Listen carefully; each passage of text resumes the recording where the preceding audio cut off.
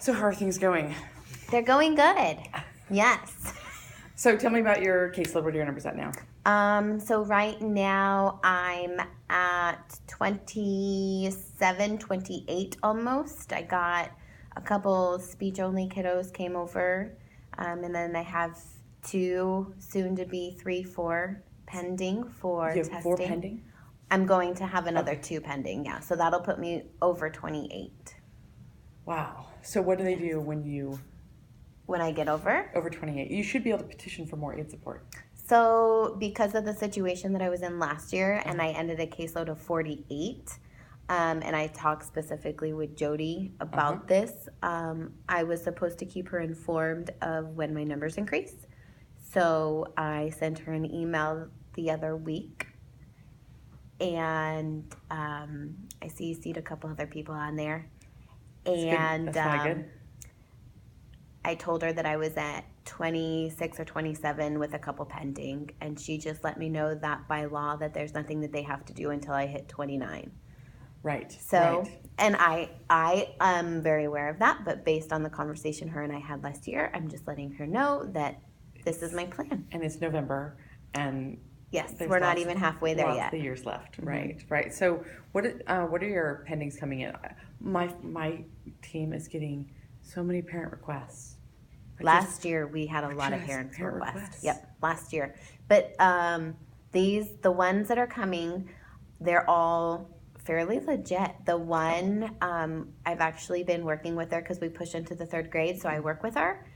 Well, that's good. I mean, it's good that when you can find the kids that you're supposed to find, that's our whole job, right? Yes. Child find. Yes. But the parent requests are killing us. Really? So, yes. Yikes. Yes, it's so frustrating to take the whole SST process out of your hands. Yep. Then you end up have to either get them to rescind or. That's what happened last year. There was a lot of them. And there's nothing you can do. No, that's it. Rescind. That's it. They'll rescind the request. But the sad thing is that they all qualified. Right. Well, I do wonder on sometimes there's so many ways that you can qualify. I wonder how many kids would qualify if we just tested the entire school. Right. We probably would have a lot more kids that were getting service.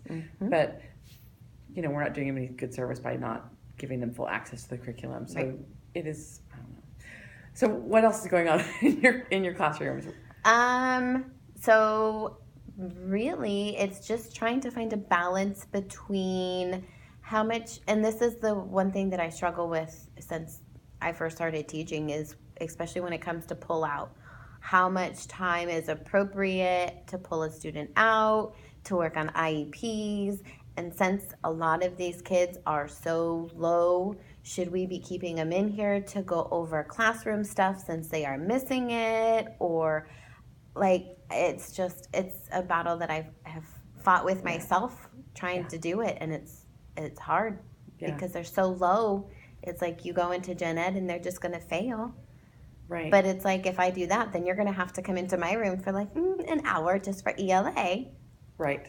And then you're going to have to go back and you're going to have to try and read the science and other stuff too. And right.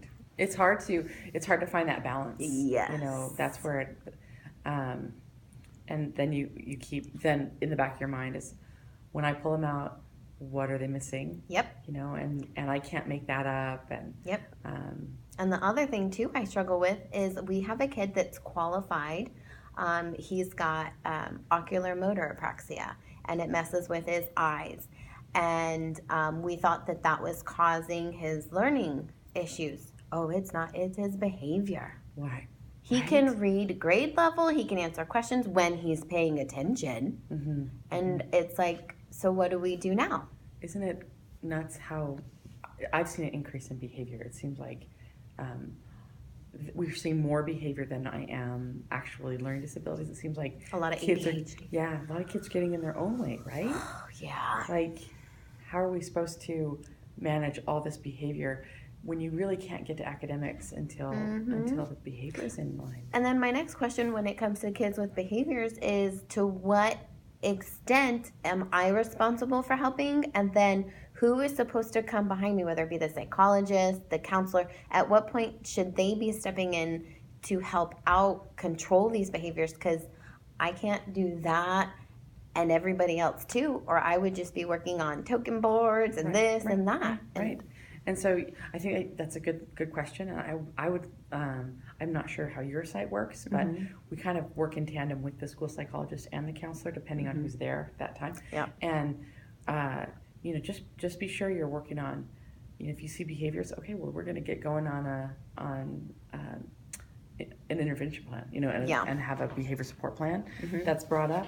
And once you start doing that, then you're starting the steps for more support. Yeah.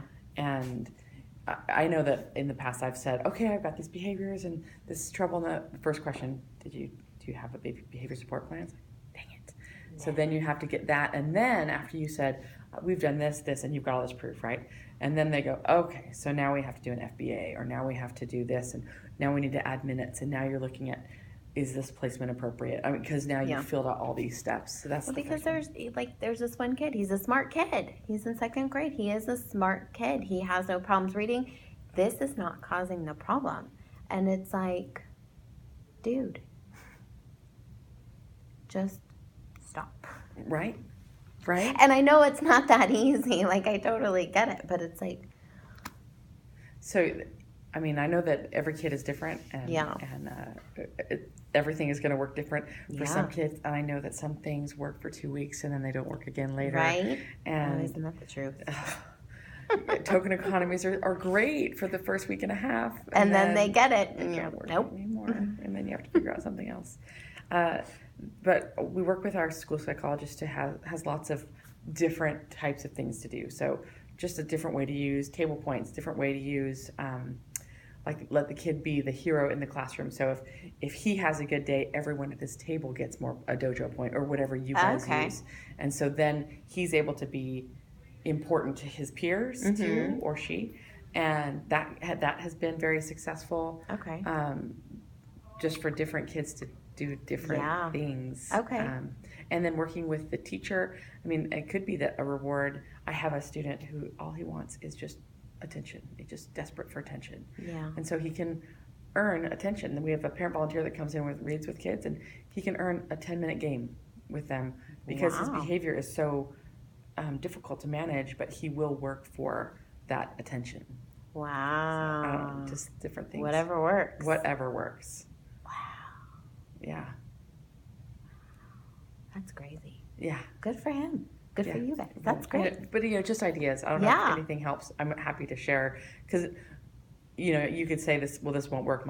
It might not. Truly, it might not. Yeah. I mean, really, every kid's so different. Yes. And what works in December won't work in February. So you have to have so many little tricks in your book to try out again.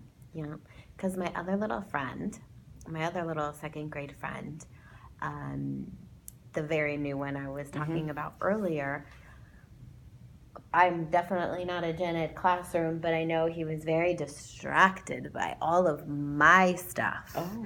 And he's even worse in the gen ed classroom, being distracted. Oh. And so how's he doing with 28 students in the classroom? It's rough. Yeah. It's rough. I know that he falls asleep a lot. He goes to the bathroom a lot to avoid things. Things are difficult. Things do get modified, and he still really struggles with it.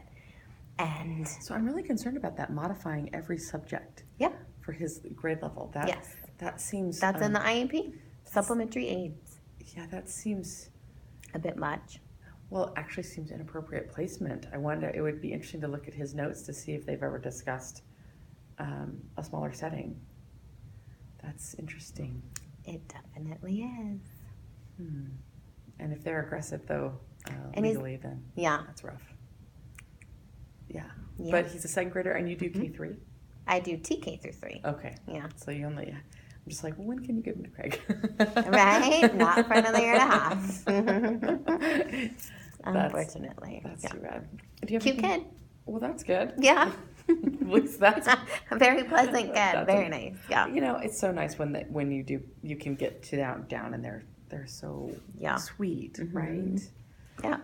Okay, so we're gonna go do an observation. Is there anything you want me to look for in particular? Do you want me to see anything, notice anything that I can write in my notes and Nope, whatever you see. Just any ways that I can improve or do differently or whatever.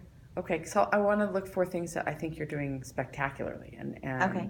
Also I'm going to try and find your Good things.